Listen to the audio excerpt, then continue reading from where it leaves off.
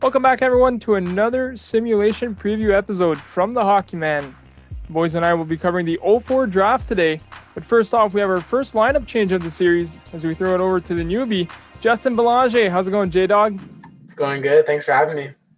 Thank you for joining us. Up next, welcome back Sam Stewart to the channel. How's your day going, buddy? Going well. How are you guys doing today? Not too bad. All set, ready to go here. All right, lads. So like I mentioned off the top, we'll be talking about the 2004 draft. And this one features our first bona fide superstars still striving to date in Alex Ovechkin and Evgeny Malkin. Just these two guys alone have accumulated over 1,150 goals and have passed 2,400 points in roughly 2,100 games. So we can all agree that this duo will not have any trouble scoring. However, where I do take issue is the depth of this team. I mean, boys, I like Blake Comeau, but he's nowhere near a top six forward on any National Hockey League team, in my opinion. The center ice position is somewhat deep with David Krejci, Carl Soderberg, and Travis Zajac. But again, I don't like the makeup of the wings. This might be a case where experience and leadership can only take you so far before being beat out by a more talented team. Much of the same can be said on defense, as 3 of the 6 defensemen are either riding off into the sunset of their hockey careers in Europe or already retired. That just goes to show the shallowness of this draft, for lack of better words. Finally, in goal, we have a decent tandem in Anton Khudobin and Pekka Rinne. But it is noteworthy that Rinne has been declining rather quickly over the years, in which case he will be likely the backup and may present another soft spot on this team. And that's exactly where I want to start the conversation with you guys. Do you think the goalies will be able to hold up their end of the bargain, even by playing behind a somewhat weaker team? Khudobin just brought the Stars to the Cup final last year, so I think he can provide some good goaltending, even though he's in his mid 30s. He's not done yet. I think a little bit of a late bloomer, Craig Anderson style. He's got a bit of runway left there. Like you mentioned, Rinne is a bit of a liability there in Nashville, so hopefully keep him on the bench as much as possible. But with Khudobin, I feel comfortable with him as a starter. Yeah, same for me. I'm comfortable with Khudobin as a starter. Rinne's a little iffy. His stats aren't too great, and his defense is better than the one on this 04 draft. The only thing about Khudobin, he's on, like, even this year, he's not. The Dallas Stars are still a bottom 10 team, and their defense is arguably better than this one as well. So they're not the worst, but they're not the best either. Yeah, I think, like Sam said, Anton Khudobin is a late bloomer, and he's incredibly athletic, and he learned to adapt his game given his team's needs. And he's going to have to do a little bit of that here. And it's kind of funny that Pekka Rinne has been sort of replaced by a smaller goalie in UC Saros, and now he's getting replaced again by Anton Khudobin. I would have Khudobin as my starter. I don't know how much faith I have in him, because naturally I like bigger goaltenders, but it's often about structure, and Khudobin presents a lot more of that structure consistently rather than what Pekka Rinne presents. So, yeah, I'm not exactly sure what to make out of Khudobin, because I know he's aging. But if it was a COVID kind of season, if he plays 40 games, I think he has a good chance of being very successful. If it's a 82 game season where he has to play, I don't know, let's say 55, 60 games, he might be pushing it a little bit on his end. So let's get to a focal point of this team. And it's simple. It starts with Ovi and it ends with Malkin. So I want you guys to kind of talk about how good that duo is. And would you guys have them split up? It's a good question. If they were the same position, like McDavid and Draisaitl, probably. Because they play different positions, I would have them. I'd keep them together. Russian teammates on Olympic teams, international squads, developed a bit of chemistry. I wouldn't split them up. I know they'd be able to produce at an elite level, like they've been doing their whole careers. And Ovechkin has never really had that other bona fide superstar. I mean, Kuznetsov's good. Carlson's good, but nowhere near Malkin. So I think Ovechkin might even be able to up his production a little bit with having that. But I think honestly, the person who'll benefit the most is Wheeler. I'm personally a big Blake Wheeler fan, another late bloomer. But when you're on the ice with Ovechkin and Malkin, I mean, you're pretty much, you can do whatever you want. Like, you know, the attention is going to be all over those guys. And for a guy like Blake Wheeler, who regularly scores 90 in this league, I think he's just going to be able to skate circles around everybody, and he's going to dominate. So that line is really good, and I'm excited to see, or I'd be excited to see what they could do together on the ice. Just have a question about Blake Wheeler. Do you think he lost a little bit of his step over the years? Because that's my biggest worry. Most big players, 6'2" and up, they usually lose a step at some point in their career. Is Blake Wheeler kind of there for you? Yeah. I mean, anytime he's in his mid-30s, I guess, again. Anytime you're in your mid-30s, you lose a step, but that is mitigated when you're a player like Wheeler, who's a pass-first guy. Just look at Joe Thornton, who's playing into his 40s, and still able to pass at an elite level. Jaromir Jagr played into his 40s, great passer. So I think if you're able to think the game fast enough, the passing element is a lot easier because you can set up behind the net or wherever you want to set up and just feed those passes into guys like Ovechkin who are going to tuck those pucks. So he may have lost a step, but I'm not worried. He's still going to be able to feed Ovi for 3-4 goals a game. Yeah, I definitely keep them together as well. Like they're all over 6'3", like that during playoff hockey would be. I wouldn't play against them. I would sit on the bench. Like they're all over like 220 at least as well. I also wouldn't split them because Ovi's used to playing with a nice playmaker at center. Like it's nice to have Wheeler who could dish the puck, but it doesn't replace having a playmaker at center who could dish way better than David Krejci. But it also wouldn't be against splitting them up as well, just to have a little more balance. Either or, but I would probably keep them together, especially during playoffs.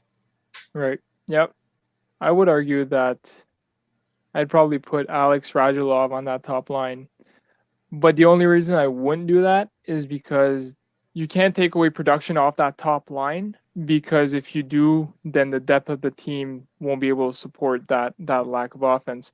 But I would love to see a full Russian line with Ovi, Malkin, and Radulov. I think Radulov can skate extremely well. He's also a passer, can score goals as well.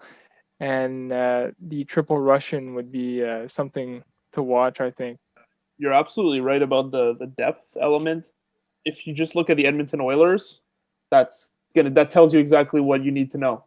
Yeah, absolutely. That's exactly what this team would be, or this team is. This is the Edmonton Oilers right now. So you split McDavid and Draisaitl, you're not having that consistent offense because you're lacking at every other depth position. You're diluting the the scoring.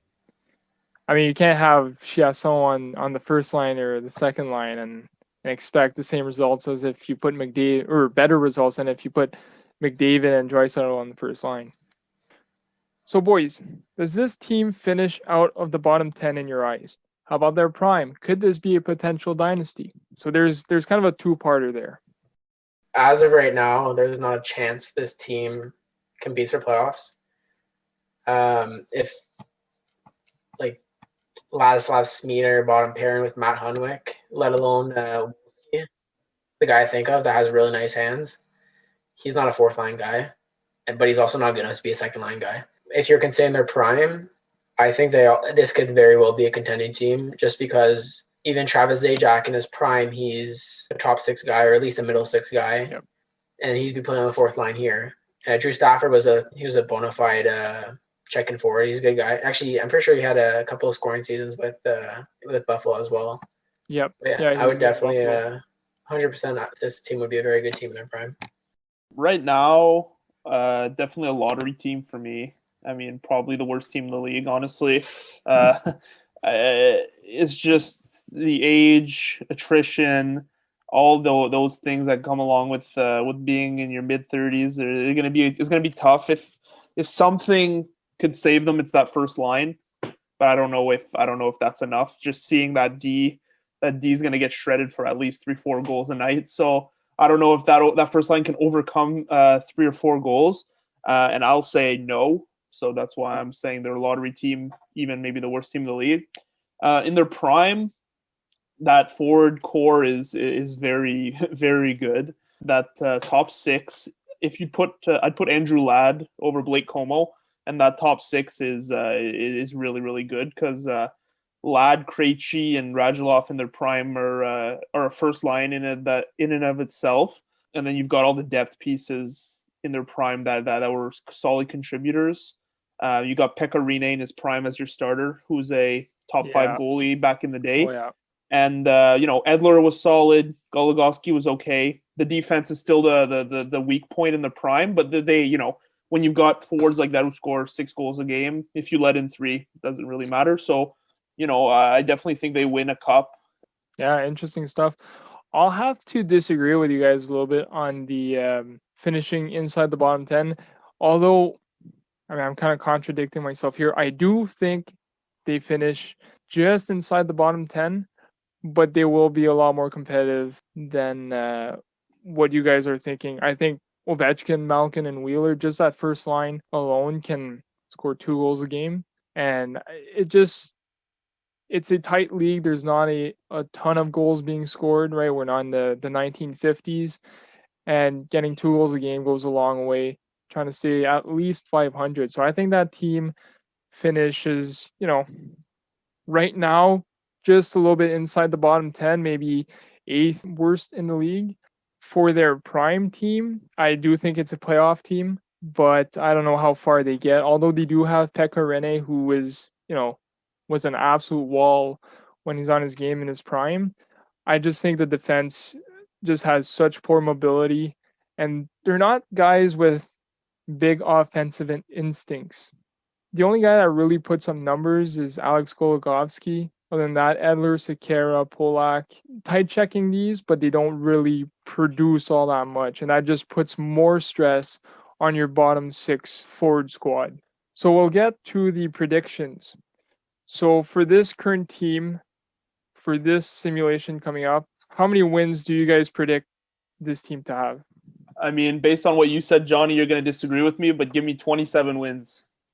Yeah, it's reasonable. I think, right, I was talking about their prime and the defense having poor mobility, and nowadays that mobility doesn't get better at all. Those offensive instincts are almost washed away, right? So no, 27 wins is fair. How about you, Justin? I think 27 wins is almost mean. Like, they're not that bad. I say 34 wins is and a lot of shootout losses. Sounds good. I think I'll go a little bit in between. I'll go with 30 wins, a little bit lower. I don't think I'm being too mean, but definitely not close to being a playoff win. Probably 6 or 7 games under 500. Final thoughts, boys? Definitely not the draft classes that we've seen in 03 and 05. It's kind of sandwiched in between 2 of the greatest drafts in recent memory. So it's a lot harder to judge. It's fair that people are going to be tougher on that draft. Yep. Because it's surrounded by so much talent. But I think if you dissect it, in their prime, they'll really be a really good team. You've got 2 of the top 100 players of all time on that team. That counts for something, and it's a decent team. That'll wrap things up for the 3rd preview episode of this series. I want to thank you for watching. I hope you enjoyed the chat today. Stay tuned for future videos, and also a shout out to the boys on the mic, making this a whole lot of fun. Have a good one, boys. Thanks, Johnny. Everybody, thanks for having me on the channel. Can't wait to make a return.